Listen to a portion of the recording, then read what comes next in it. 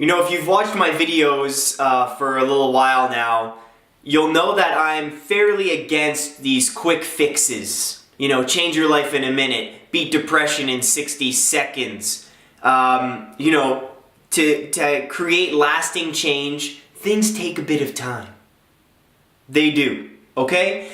In this case, though, how to stop negative thinking, this one tip is really all I needed to do to really create lasting change in my thinking. This is a little technique from cognitive behavioral therapy. One of the therapists, I'm stealing all of her ideas. If she watches these videos, oh, she's gonna be pissed.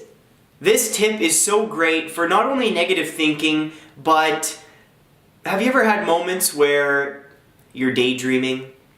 Or you're just thinking about things that aren't necessarily negative, but just there's no purpose to it. Right? You're thinking of maybe a scenario in your past, and you're like, oh, I wish I just did that differently. Let me think about that time in the past. Oh, okay. Let me go back there and I'm going to do something differently there. Or, oh, I now know what to say to that person. And I'm going to go back in my mind and, you know, alter that thought.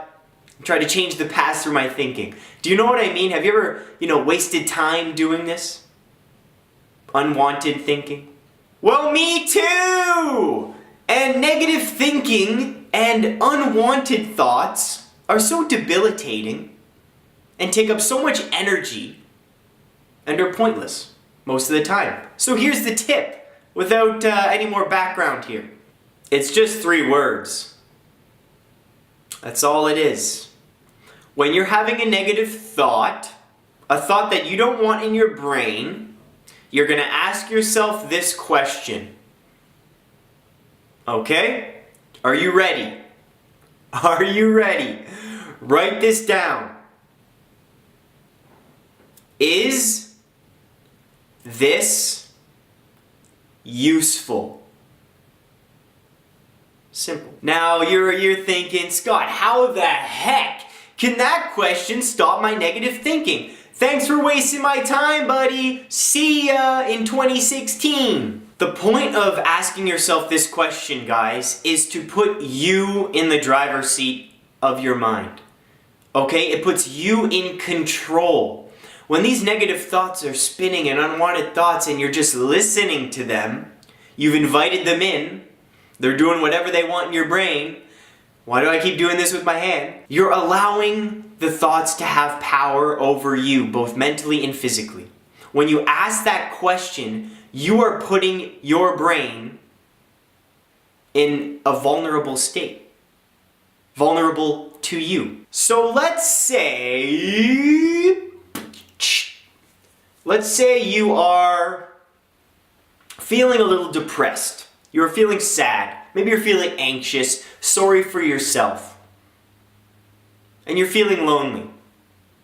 Alright? You're feeling lonely. It happens. It happens. And your thoughts are like this: I feel so alone. I have no one to talk to. What am I doing with my life? What's wrong with me? I wish I had more friends. Ask yourself the question, when these things are happening, ask, okay, wait, are these thoughts useful right now? Are they useful? What's your obvious answer going to be? Of course they're not! What good is feeling sorry for yourself at that present moment? What good are these thoughts doing? They're just making you feel worse. So you ask yourself, is this useful? You say no, the thoughts will stop. Because you've asked yourself, there's no point. You have given yourself permission to stop the thoughts. What this also does is encourages you to take action, guys. That's the biggest thing. So the thoughts aren't useful, I'm lonely. So the thought's done. Now what are you gonna do about it to not be lonely anymore?